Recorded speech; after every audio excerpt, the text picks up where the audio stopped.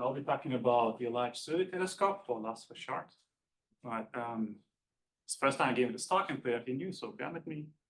To introduce the topic, I would like to kind of pose a question that kind of motivated the construction of this instrument before I talk about the instrument,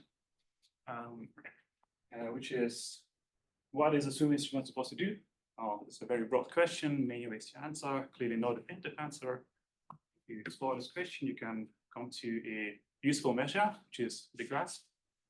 Now, what the grasp kind of tells you is what is the volume of space per unit time in which which instrument can detect the standard candle. And this was formulated here in Offic and Benami 2020. This is the simple version of it.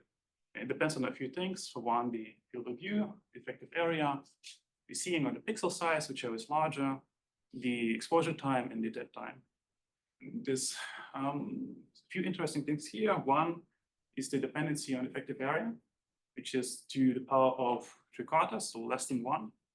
Now, empirically, we know that the cost of a telescope depends on the effective area, the power of more than 1. So there's an interesting implication here. If you want to design a survey instrument with a high grasp, it is more cost effective to do so with several small telescopes, increasing the field of view, for example, rather than one large telescope. And this is nothing new. You can get the same result if you compare a more traditional AT&T, for example, but nevertheless, there's a few more constraints here. You want to design an Astro instrument.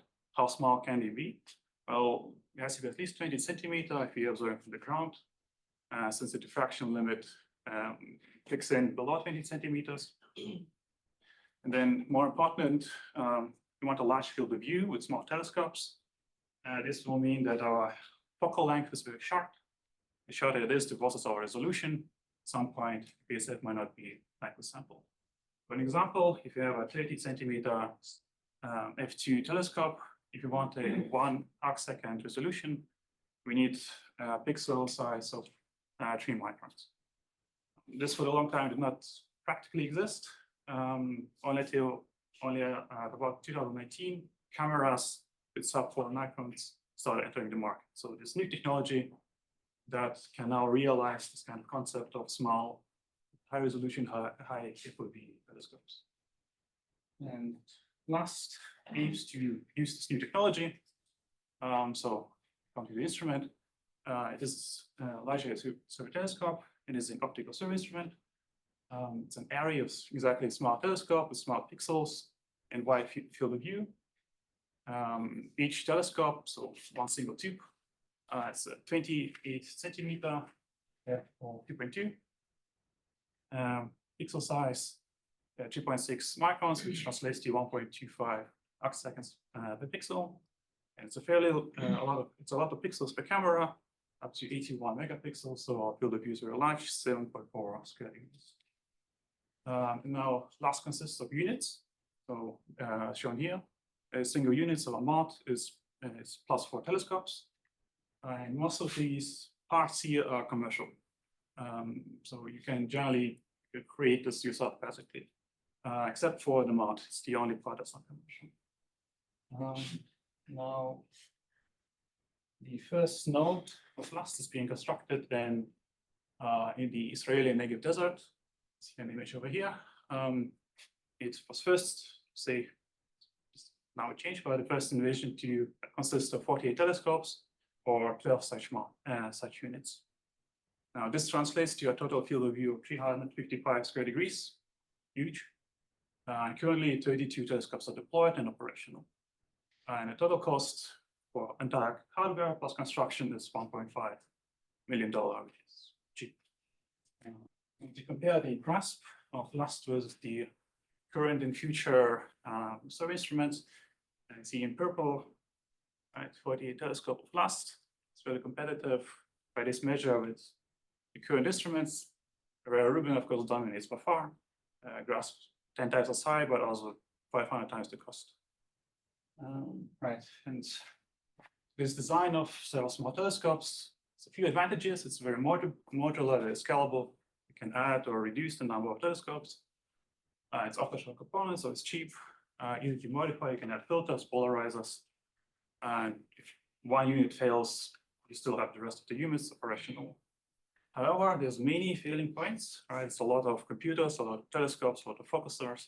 It's quite often that some things doesn't quite work, so it's a lot of maintenance. And it's large cameras with small pixel sizes, so the data is very high. We produce about 8,600 images per hour, so this translates to 2.2 gigabits per second. We require very efficient code to reduce all of this to find out transients. The group decided that the current code is too slow, so we have an in-house software, the Astro-COLIBRI. This is not Astro-COLIBRI talk, so leave it at that. This is a drone image of the site. I'll say the way it looked like a month ago. It's not construction. So you see the node of last over here. This is the 32 telescopes. It's different telescopes, just speckle astronomy, but it's a different top over here. It's just a drone shot.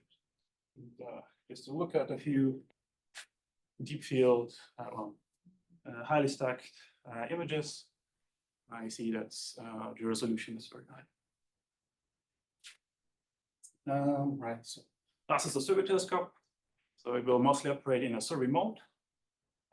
This will be done via scanning the sky in visits, whereas each visit is 20 20-second exposure images. So we take 20 images, 30 seconds, and then we collect them for a deeper image. The limiting magnitude for a single image is 20 seconds, 90.6, whereas the 20.20 forward is at about 21. And with this high field of view, if you point our telescopes individually, just point to, you can cover our scanning speed is about 70,000 square degrees per night. So we cover the entire visible sky in 1.4 days. And it's a advantageous position of it, since it kind of covers a gap that is currently no survey instrument. There will be some in the future, but currently there aren't. So we will be filling a gap that is currently existing. It's really photometric, planned to be at least this node, the first one. So no filters in abuses. Right, so science goes primarily finding transients for one. Do plan some follow-ups of GWs, JBs, other transients. There's generally other science cases that benefit from very short time scales. Right, our visits are about 400 seconds. So whatever is varying on this time scales will benefit from our program. Lensing events, for example, or asteroids, and other stellar activities. Speaking a bit more on GWs, right, our field of view is huge. We have 12 units, right? If you ballpark individually, 355 degrees. Here you see the arrow regions, how much we cover with number of pointings. The GW localization area is 103. So with 355, we cover basically 55% of the GW alerts. Right. If you repoint, we cover 70%. If you go repoint twice, 78%. And in an entire night, assuming 6 hours observation, we can get 648 fields. So we'll be able to cover most GW alerts up to limiting magnitude of 21. Right, transient search, we do via subtraction, proper subtractions, the Slucky methods, one of the more popular ones. We aim to identify transients without machine learning, just using hypothesis testing and heuristic methods. It's one such example of such a method. This one aimed at finding registration errors, right, when you reference the images are quite registered. There's a new statistic method that was derived to test exactly for moving sources. You can compare it against the proper subtraction. Then whichever dominates, gives you the more likely scenario. And I see this is a test on an asteroid which moves. The moving statistic dominates until the asteroid is far away, and then it looks like a transient. And the estimated efficiency for this filtering is currently about 80%, purity of 90%. Not real efficiency and purity, so that's an asteroid basically. So it's an estimation. So we recently did 4 weeks of observations. We reported our first transients with NS 128. This was done with shallow reference images, 22 deeper ones, and then our rate of transients will increase. Just an example. This one supernova was in this data. Right, we have the reference image, the new image, you have a galaxy in both, and then the new image has a supernova, see a difference image, dividing the remains across the supernova. In this case, we saw in one night 6 times. We observed the field 6 times, and each one we observe it, we detect it, and we flag it correctly as a transient. Blindly, this was a known supernova, side blind at first. So in this case, efficiency of 0.5%. Right. Current status. Currently, so I said it will be 48 telescopes. Now it will be 72. We have some construction on site. We're building a new enclosure, a larger one. We have 72 telescopes. Planned to have all on site end of 2025 roughly. And then there will be additional enclosures for further telescopes aimed at follow-up and the on-sites. One will be a must. I talk about last, now I talk about must and fast. It's also W fast, but so must is a spectroscope fed by several instruments, several telescope. So one spectroscope, but several telescope. One spectroscope, but several telescopes, yes. Fed via optical fibers. And then fast is a 35 centimeter telescope with 8 broadband filters. In general, the instruments and the software is running from detection to LED production. However, still in engineering phase. There's still things are done going quite as well, so it's not ready for full automation, but full automation is cool. As a summary, LAST is an under construction, cost-effective optical survey instrument.